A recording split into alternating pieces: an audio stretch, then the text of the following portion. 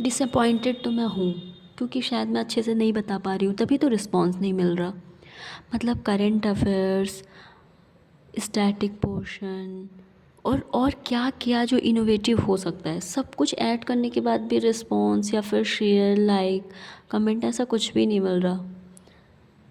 But ठीक है, I hope कि 2-4 लोगों को भी हेल्पफुल हो, तो मैं कोशिश करूँगी अच्छे से करने की, अपने तरीके से मैं 100% देने की कोशिश करूँगी। तो आज का क्वेश्चन डिस्कस करते हैं।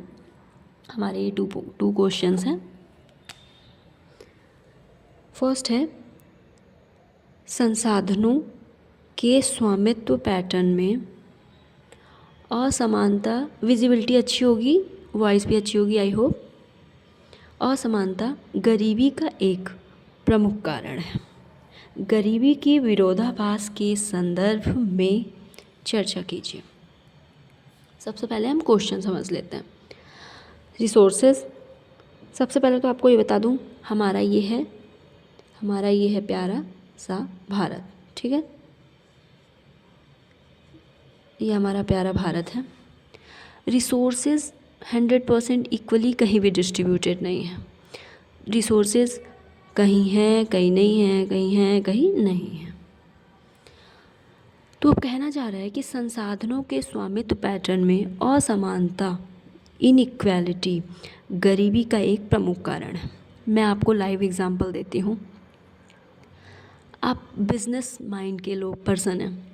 अगर आप बिजनेस माइंड के पर्सन हैं और एक के पिताजी से, उसको उसके फादर से जो है काफ़ी ज़्यादा कैपिटल मिली हुई है, उसका बिजनेस माइंड सक्सेस होगा क्योंकि वो प्रैक्टिकली उस चीज़ को फॉलो करेगा। सेकेंड पर्सन का बिजनेस माइंड है, बट क्योंकि उसके पास कैपिटल नहीं है फादर की, वो नहीं करेगा। तो वो क्या करेगा, अब क्योंकि उसके पास पैसे भी नहीं है, क्योंकि वो पॉवर्टी है, उसके पास पैसे भी नहीं है, पुअर है वो, तो ना तो वो बिज़नेस कर सकता, ना अच्छी एजुकेशन ले सकता। तो नॉर्मल सी चीज़ है, वो क्या करेगा, एक जॉब करेगा 9 to 5। पेमेंट स्टार्टिंग की 10 से स्टार्ट होती है। कितना ज़्यादा जाएगा वो, तो कहीं ना कहीं वह इसी के आसपास जो है वो रह जाता है। तो असमानता, तो यही असमानता जो है गरीबी को और गरीब और अमीर को और अमीर बनाता है। तो प्रमुख कारण है, गरीबी के विरोधाभास के संदर्भ में चर्चा कीजिए। अब ये कहना चाहता है कि जो ये स्टेटमेंट है, तो क्या ये सही है, या अगर कोई डाउट है तो आप वो भी बताएंगे। तो सबसे पहले हम, अगर आपके पास कुछ करंट से रिलेटेड जब आपका एग्ज़ाम हो तो डेटा हो, वो ऐड कर सकते हैं। कोई सिचुएशन कहीं पे इंसिडेंस हुआ हो ऐसा जहाँ पे आपको लाइव एग्जांपल मिला हो, जो कि एग्जामिनर को इम्प्रेस करने का बहुत बेस्ट वे होता है, या कोई कोट ऐसा जो आप ऐड कर सकते हैं। तो इससे आपका इंट्रोडक्शन स्टार्ट होगा। फिर स्वामित्व की असमानता व गरीबी का कारण बताएंगे कि कौन कौन से रीजंस हो सकते हैं और विरोधाभास क्या हो सकता है। Then conclusion. तो क्वेश्चन स्टार्ट करते हैं डिस्कस करना।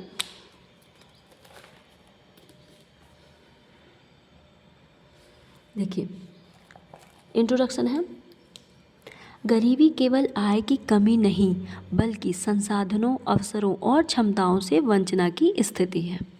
संसाधनों के स्वामित्व के असमान पैटर्न की स्थिति गरीबी की विरोधाभास को जन्म देती है। जहां संसाधन समृद्ध अर्थव्यवस्था के बावजूद व्यापक गरीबी बनी रहती है। मतलब रिसोर्सेज इनफ हैं, बट वो किसके लिए ना, वो अमीरों के लिए हैं। तो गरीबी तक तो, पुअर लोगों तक तो वो पहुंचा ही नहीं। ठीक है। स्वामित्व की असमानता, मतलब वही कि जिसके पास कैपिटल है वही राजा है। असमानता व गरीबी का कारण। भूमि का संकेंद्रण, हमारा भारत आज़ाद हुआ, आपको भी पता है, जो ज़मींदार थे वही ज़मींदार थे, जो पुअर थे उनके पास तो इतना भी लैंड नहीं था कि वो खुद का प्रोडक्शन, मतलब खुद उत्पादन करे और खा सके। तो भूमि का संकेंद्रण गिने चुने हाथों में होने के कारण बहुसंख्यक भूमिहीन या सीमांत किसान। अल्पसंख्यक वर्ग का नियंत्रण, श्रम शोषण, अब जिनके पास ज़्यादा था, अब क्योंकि जब लेबर सस्ती होगी तो उनका शोषण होगा, उनका एक्सप्लॉइटेशन होगा, कम मजदूरी देंगे। जब डिमांड जो है वो नॉर्मल है और सप्लाई जो है ज़्यादा है, मतलब मज़दूरों की सप्लाई ज़्यादा है, तो उनको मजदूरी भी कम हो जाएगी। असुरक्षित रोजगार बढ़ावा, अब क्योंकि अगर आप गरीब हैं या फिर सप्लाई इनफ है, तो अगर आपने उतने में करने को मना कर दिया तो सेकंड पर्सन मिल जाएगा, तो असुरक्षित रोजगार। विरोधाभास जैसे भारत खाद्यान्न उत्पादन, श्रम शक्ति और प्राकृतिक संसाधनों में समृद्ध होते हुए भी गरीबी है, गरीबी बनी हुई है। ये देखिए कुछ स्टेट्स, अब ऐसे आप थोड़ा इम्प्रेसिव लगेगा ना एग्जामिनर को। जैसे मैंने यहाँ पे स्टेट को शो कर दिया, आप रिसोर्सेज से जो है वो शो कर सकते हैं कि कहाँ पे रिसोर्सेज ज़्यादा हैं तो किस।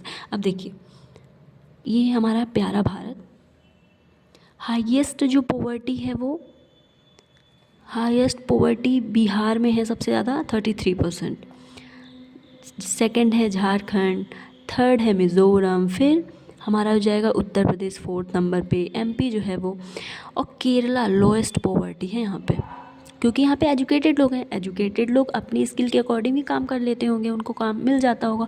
और कहीं ना कहीं देखिए, ये सच बताऊँ, ये पॉपुलेशन पे डिपेंड करता है।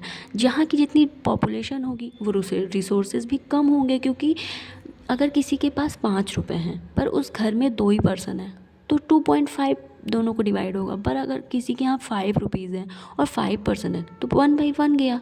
तो नॉर्मल सी चीज़ है कि डिपेंड करता है कि पॉपुलेशन भी कितनी है। और कहीं ना कहीं आप देखेंगे हाईएस्ट बिहार की यूपी बिहार है ना, ये पॉपुलेशन जो बेस्ड हैं। आर्थिक विकास बढ़ने के बावजूद असमान वितरण, नीति आयोग की रिपोर्ट 2013-14 से 2022 से 23 में जो है 24.8 करोड़ लोग जो है वो मल्टी डायमेंशनल बहुआयामी गरीबी से बाहर आए हैं। फिर भी 10% के पास नेशनल इनकम का 58% संपत्ति है और 50% के पास 13 से 15% है। विकास बिना समावेशन के हो रहा है।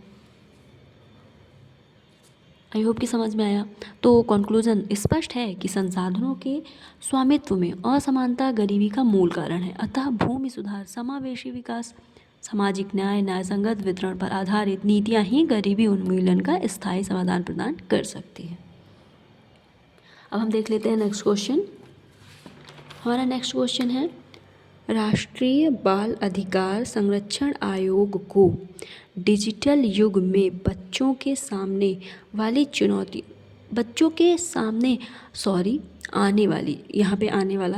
आने वाली चुनौतियों का समाधान करना होगा।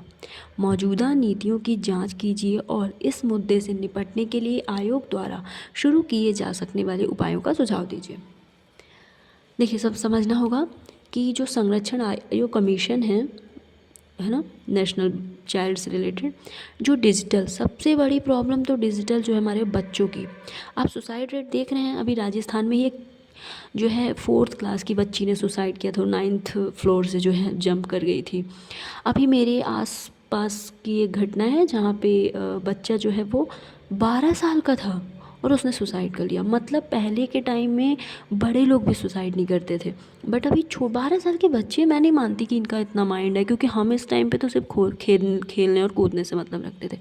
12 साल के बच्चे ने अगर खुद को हैंग कर लिया, फांसी लगा ली, तो इसका मतलब ये कहीं ना कहीं जो है वो डिजिटली एक्टिव होना है। और अभी एक हरियाणा की न्यूज़ है जहाँ पे 9 साल की बच्ची जो है प्रेग्नेंट हुई है। मतलब पहले के बच्चों को तो कोई चीज़ें पता ही नहीं थी, तो ये बच्चे एक्टिव हो रहे हैं डिजिटल वे में, तभी तो ये सारी चीज़ें बढ़ रही हैं।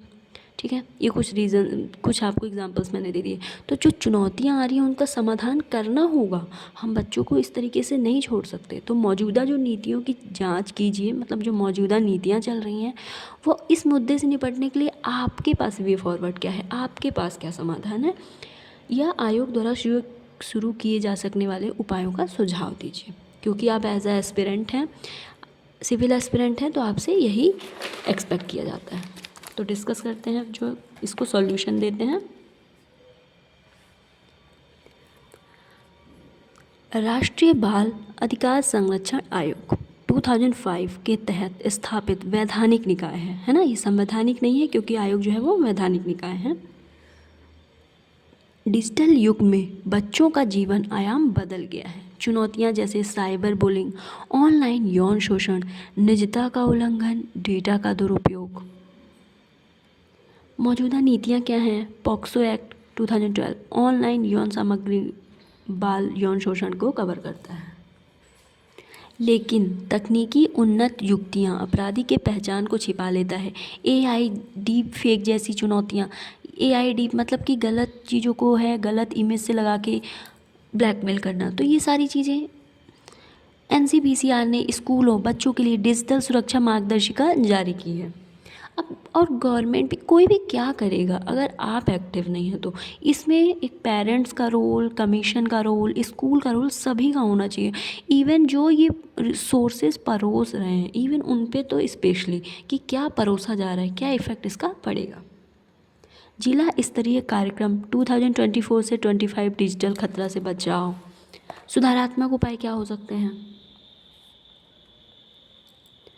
राष्ट्रीय डिजिटल बाल सुरक्षा नीति एनडीसीपी बच्चों को न्यायोचित सुरक्षित समावेशी इंटरनेट का प्रयोग बताया जाए।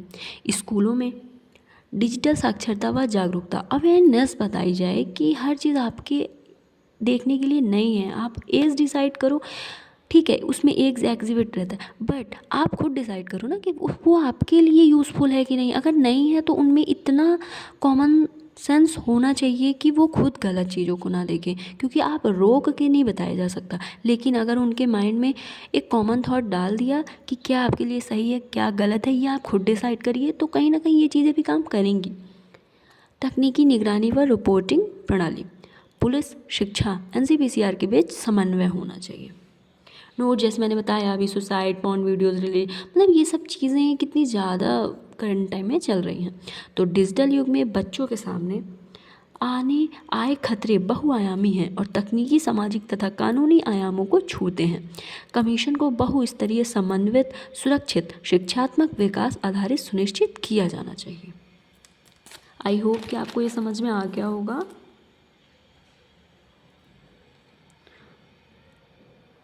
Okay, for today, thank you so much.